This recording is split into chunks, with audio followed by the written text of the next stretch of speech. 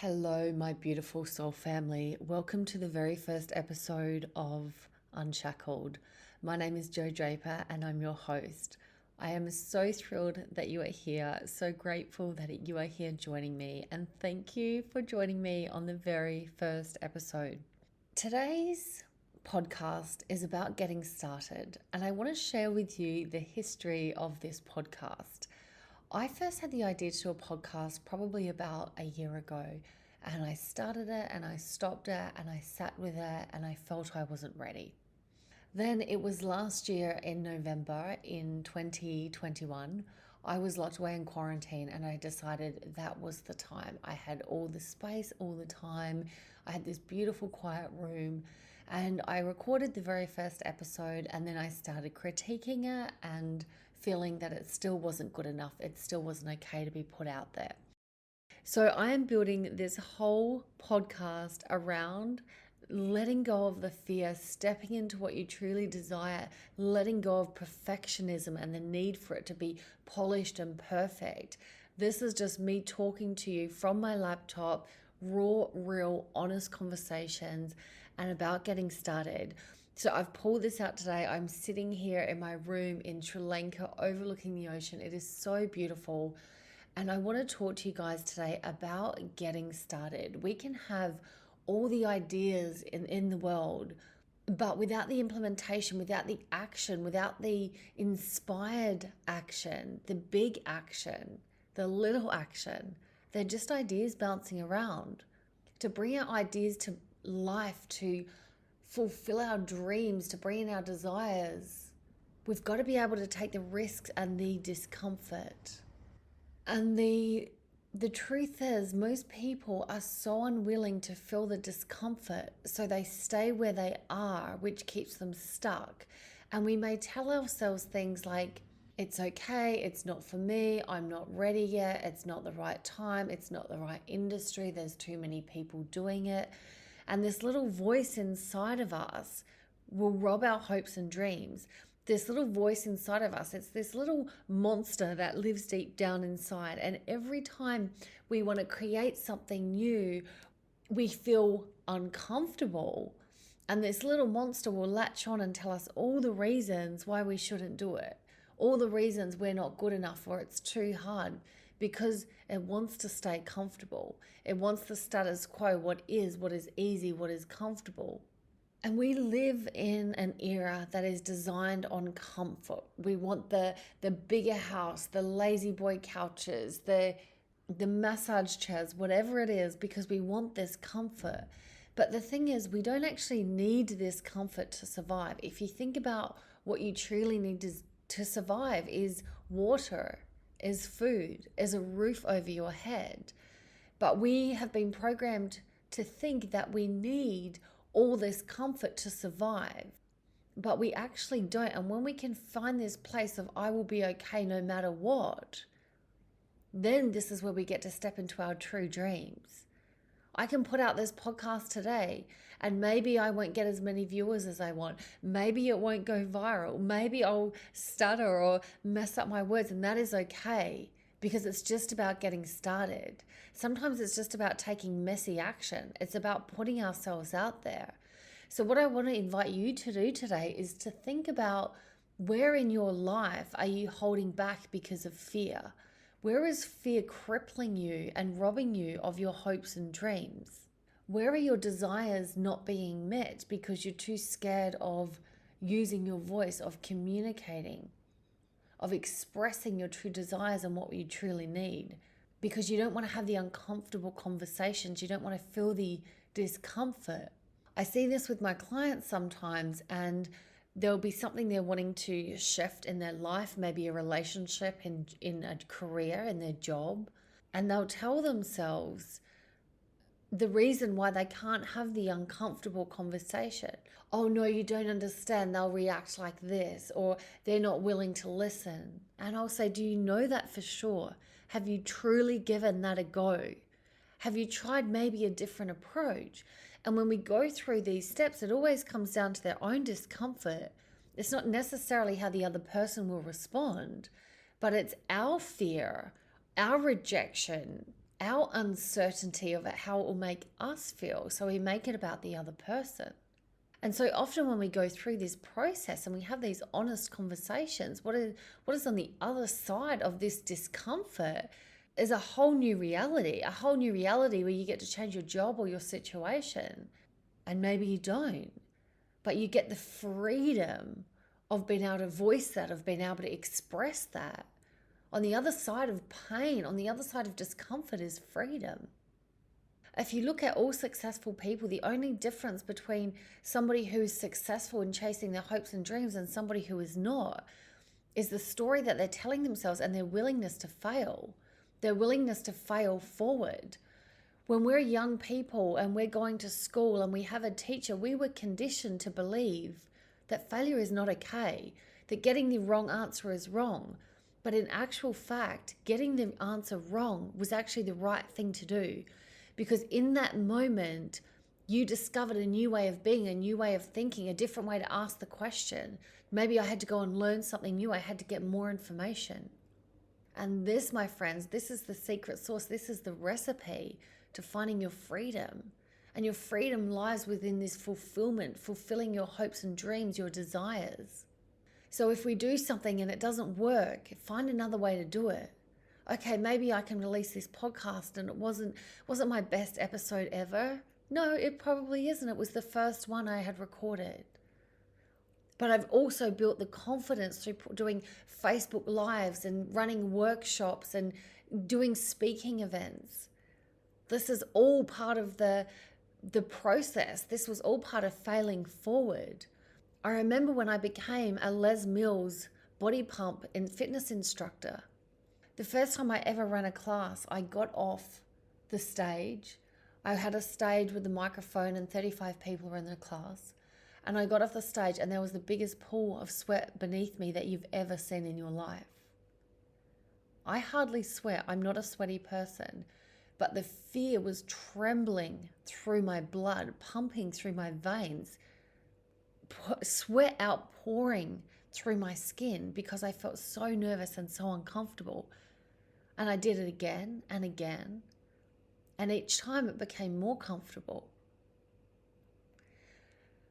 And I want to invite you to think about somewhere in your life where you've done something, you've overcome something, and maybe at first it felt very uncomfortable, but you did it again and again, and you got used to it. It was no difference when we learned a language. We didn't come out the womb and we could speak English or whatever our language is perfectly. We stuttered, we messed up our words. Everybody looked at us and said, oh, how cute, they're having a go. When we began to walk, we would walk and we would fall on our butts and we would get up and do it again and again. And eventually we mastered the art of walking to the point where we don't even need to think about it. Maybe learning to drive a car, you really had to think about what I was doing. I felt nervous. There was so much to check: the clutch, put the car into gear, check the revision mirrors, the seat belt, constantly looking out for traffic and things coming. It felt uncomfortable, but you did it, and now you can drive a car. I remember the first time I rode a scooter in Asia, I was terrified. I was shaking. There were chickens and dogs and people and cars and other scooters on the road. There was so much to look out for. I rode my bike. I was in Ubud in Bali. I rode my bike for about 200 meters down the road and there was so much traffic and I freaked out and I pulled the bike over. And I went and picked the bike up in really early hours in the morning when I knew there was nobody around, and I took the bike back and continued to taxi. I hired a bike again. It was still uncomfortable. I did it again and again and again to eventually, now I've ridden bikes around Sri Lanka, around Thailand, around Bali. It gets easier and easier each time because you push through the discomfort. I did an interview once in Thailand. I met a guy and he was running a YouTube channel about riding his motorbike around Thailand and the world. And he said, I'd love you to come and do an interview with me. I love that you've packed up your life and you've moved to Thailand. And through the interview, he was asking me all these questions of the fear and how hard it must have been moving to another country. And the thing was, I couldn't give him that story because I'd had so many moves that now this had just become comfortable. I remember the first time at 19 years old I packed up my car. I was living in South Australia, in the middle of Australia, and I received a job working to do a snow season in Perisher. And I packed up my car, said goodbye to my boyfriend. I was so upset, and I drove for 2 days to get to the snow, just thinking, what am I doing? This seems like the hardest thing. I'm going to somebody where I don't know a single person. I'm leaving my boyfriend behind. And it turned out to be one of the most incredible experiences. I learned to snowboard. I met all these amazing people, and I had the time of my life. And I did it again and again. I moved to London. I moved to Thailand. I moved to New Zealand. I moved to different places around Australia, to India, to the Maldives, to Sri Lanka. And each time it gets easier and easier to now it's no longer threatening. It's no longer uncomfortable. It's no longer scary. And it doesn't necessarily have to be about travel or new jobs or experiences. But what is it in your life you want to change? Do you want to change your job? Are you in a relationship that's not fulfilling? Maybe you're in a relationship that's toxic, but you're so scared of being alone.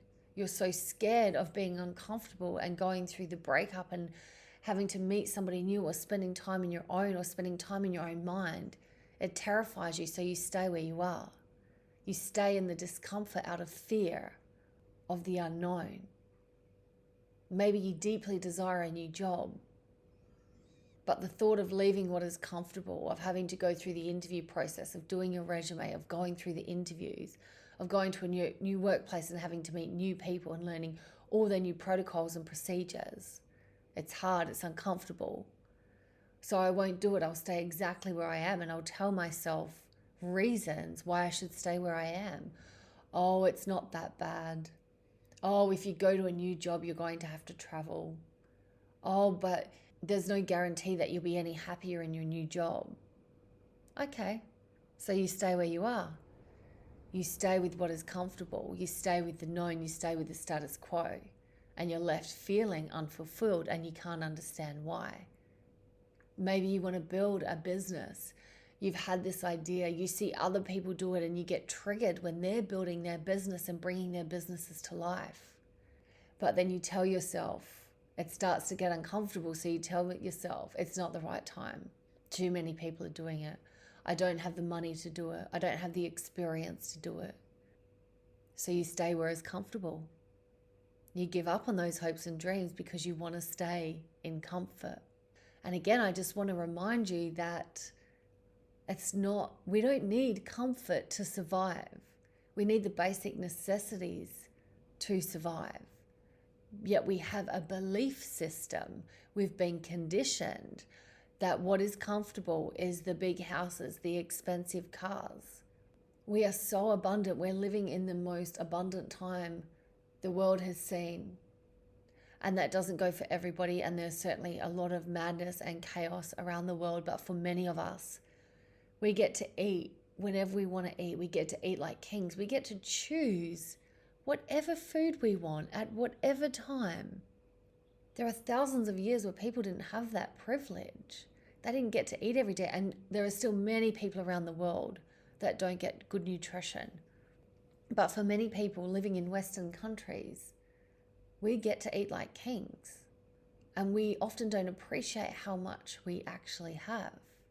And when we know that we will be okay no matter what, maybe I'll give this business my all and it will fail, but I will be okay. Maybe I'll leave this relationship and it will hurt because I'm so scared of being alone. I'm so scared of what will come, the unknown. But do you know what? I will be okay. If I leave this job, I've got to give notice. That feels uncomfortable. Maybe I've got to move somewhere new. That scares me. Maybe I've got to learn a whole new system and that scares me. But do you know what? I will be okay. No matter what, I will be okay. No matter what, I can see my failure as a success. I don't judge myself when it doesn't go the way I expected because I trust that I can create something else. I can try again in a different way. A question I like to always ask myself is when I'm 90 years old and I'm looking back at my life, will I regret not trying anything? Is there anything I'd wish I'd done or done differently? And I ask myself this question all of the time. When I started my online business, I did it with very little. There was a lot of fear. I had fear of putting myself out there on the online space, fear of what people would say, fear of failure. And I asked myself the question again and again. Fear of giving up my income, my full-time salary. But it came down to me, I would rather be 90 years old looking back at my life, saying, I'm so glad I've tried. I'm so glad I gave that a go. Rather than, okay, I stuck with my job, my security, but I wasn't fulfilled. It wasn't for me. It wasn't what truly lights me up. So ask yourself, when you're 90 years old and you're looking back at your life, what will you have regretted never trying? What could you have done differently? Where in your life are you holding yourself back? Where in your life are you letting that little monster rear up inside of you and tell you all the reasons why you couldn't, shouldn't, won't, can't? Be aware of where you're doing that and then choose to do something differently. Choose to feel the fear and walk with it anyway. Choose to see the failures, all failures as success. All failures as failing forward. This is my first podcast brought to you guys ever, and it may not be polished and perfect and the best podcast that I will ever deliver, but it's taking the step. It's putting it out there. It's knowing I will be okay no matter what.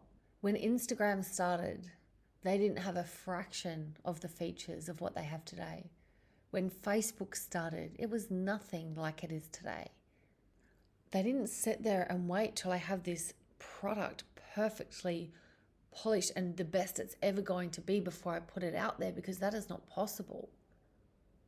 They started it and then they added features and more things and more things. The same with my Mac computer that I'm sitting here delivering this podcast to you on.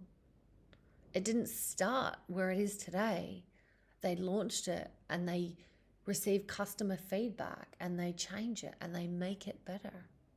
Nothing ever started perfect, but it started and then you add things and you change things and you make it better. Okay, my soul family, that is it for episode 1. Thank you so much for joining me. I love that we can connect in this space. I love that we can connect in a different way. If there is anything that you would love me to speak about specifically, connect with me on Instagram. It's iam.joedraper. Let me know how this lands for you. Let me know, did you have any takeaways? Did anything shift for you? Did you have some realizations? I would love to hear from you. So connect with me over in that space. Also, if you enjoyed this, if you know somebody else that would get something out of this, please share this message. Please share this podcast with your friends, with your family. Stay connected. I love you. You're beautiful. I believe in you, and I will see you in the next episode.